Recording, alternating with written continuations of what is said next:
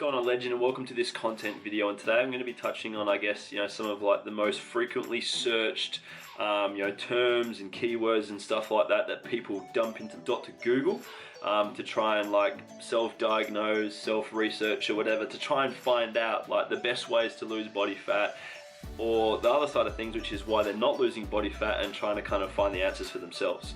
Now, what I'm going to be doing is I'm going to be recording direct from my iPad and just doing these searches in real life and kind of like giving you some answers and some insight into this shit that people actually search, so that way, well, you can learn the answers to the questions from me being the source, but then also see kind of like the dumb fuck stuff that people actually search for, right? We're going to be firing up old mate iPad now, and we're going to be doing some real-time searching, all right? So here we are on lovely Safari. We're going to search into YouTube.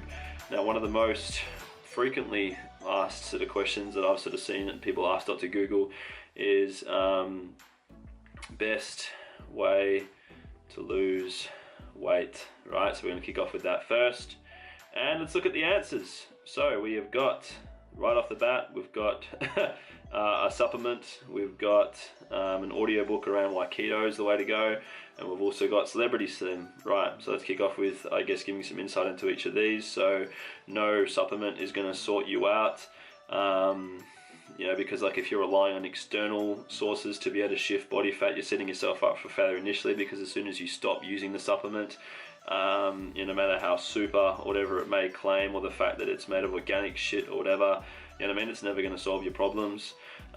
Even keto as well, it's just another different way that you can create a calorie deficit. Like if you enjoy carbs, don't do keto, because it's going to make life shit for you, just putting it out there. You don't need to be in ketosis to be able to lose body fat, you just need to be in a calorie deficit. Even the Celebrity Slim as well, which apparently raises your metabolism, that's bullshit, right? You won't be able to raise your metabolism if you're eating in such an aggressive calorie deficit just because you're taking a supplement. Let's see what else we've got here. So we've got eat a high protein breakfast. Yeah, that's cool. Obviously eating lots of protein is going to fill you up, from the start of the day. Avoid sugary drinks and fruit juice. No, that's not necessary whatsoever. Nothing wrong with sugary drinks. I personally like to enjoy diet soft drinks, so that way I'm not wasting calories on them. Same with fruit juice, nothing wrong with that. Great source of carbs, happy days. I personally love the V8 juice you can get from Woolies. It's on special at the moment. Great way to get in some nutrients and stuff and a decent hunk of carbs. Drink water a half hour before meals. Yeah, I'd say just spread your water intake across the whole day. Ideally get a lot around the time of your workouts. And when you first wake up, choose weight loss friendly foods. What the fuck? There's nothing that makes a food weight loss friendly. Like ideally you want to be consuming stuff that's nutrient rich and lower in calories so you can eat more of it, but nothing makes a food good or bad. Eat soluble fiber, yeah, no shit. Drink coffee or tea, yep, 100%, nothing wrong with drinking tea or coffee. Eat mostly whole unprocessed foods, yeah, eat your food slowly. Yeah, all right, let's look at this. How do I lose 10 pounds in a week? That's just ridiculous. That's just fucking dumb. That's like, what, almost 5 kilos. That's just shit. Like a realistic target to aim for is probably about 400 to 500 grams or 0.5% of body fat, to be losing in a week. Let's see, eat fewer carbs and more lean protein, eat whole foods and avoid reduce your calorie intake, lift weights and try high intensity interval training, be active outside of the gym. Yeah, that's legit, but you're not going to lose 10 pounds in a week. That's just ridiculous. Unless, of course, you're like, ridiculously heavy and morbidly obese, well then by all means. But for the general population, well, you know what I mean? Like it's just unrealistic, right? Let's see. So we're going to do a search for, like, I know what else is very highly searched is best fat burner, right? Let's have a look here. Best fat burner, boom, here we go. So let's see what we got, boys and girls. Yeah, so we've got Underground Labs, no fat. You even get a free caliper and tape. Happy days. We've got that Super Elixir bullshit. We've got Oxy Shred. That's one of the most sold fat burners that I know that's absolutely going, which is just absolutely bullshit. Because it apparently, will help you to lose body fat and, to help control weight loss. Like, if anything, in terms of if you're going to consider using it, maybe use it to help you like handle fasting if you suck at fasting, right? Because it can be great to kind of, you know, give you that sweetness, taste sensation and not invest any calories while you're having it. But to think that you're going to lose fat from having it because it's a thermogenic is just dumb. So we've got Ripped Freak, which is a hybrid fat burner, rubbish, ATP, same sort of deal, Lipo Black, Hydroxy Cut.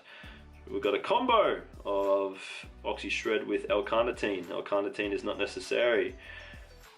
Just, yeah, all this shit is just, yeah, like you're just literally pouring money down the drain if you're investing money into this sort of stuff. Understand that you can be creating a calorie deficit through using food to work for you.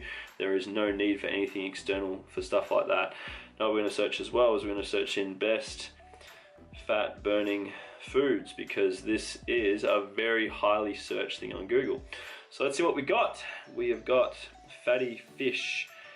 Fatty fish is delicious and incredibly good for you. Yeah, no shit, but it's also got a decent amount of calories. So if you're consuming stuff like that, you know, just be wary of making sure that it fits your intake, because if it doesn't and you're in a surplus, you will gain weight. We've got coffee. Yeah, it's not necessarily going to help you to burn fat. It's got caffeine and it's got a few good health properties, but it's like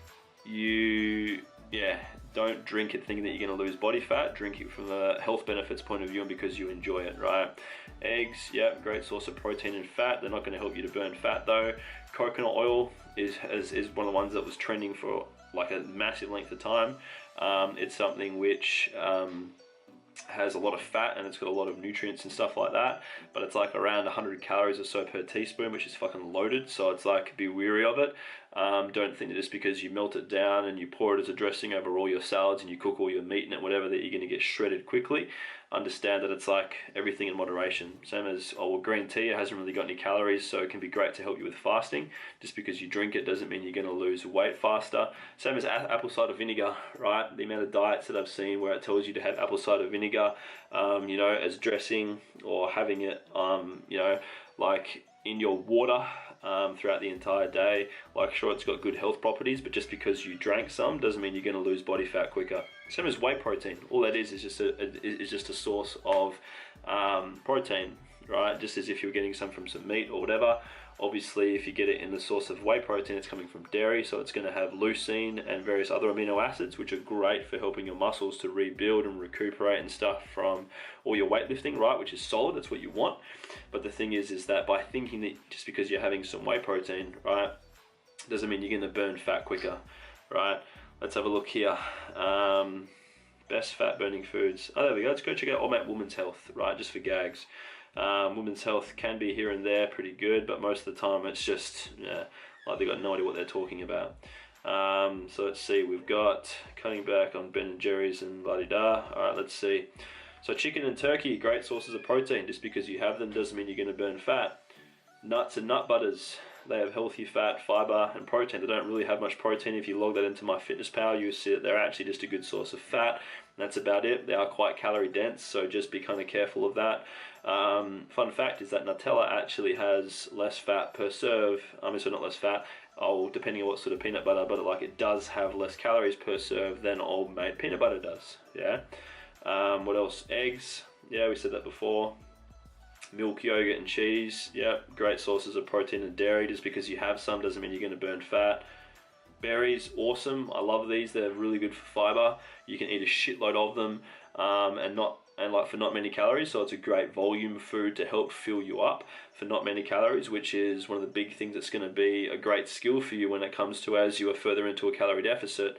Like when you're nailing stuff like this, it then means that you are setting yourself up to maximize your intake better and reduce likelihood of YOLOing or binging or anything like that.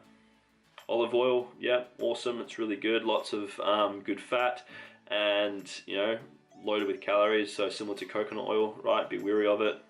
Avocado is fucking awesome.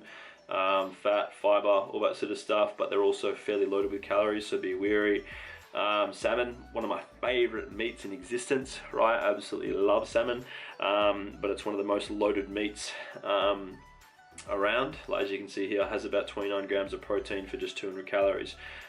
So, you know, which is good, that's solid, but it's like, you know, if you're kind of lower in your calories and you're trying to get voluminous amounts of food, you want to be eating lots of white meat as opposed to meat like salmon and red meat, which is going to be more calories per 100 grams than as if you were having white meat, for example. Grapefruit, yeah, green tea, yeah, like all this sort of shit. Just be wary of the fact that it's like, no matter what you know, food you're having, like just because you ate something doesn't mean it's going to naturally help you burn fat, right?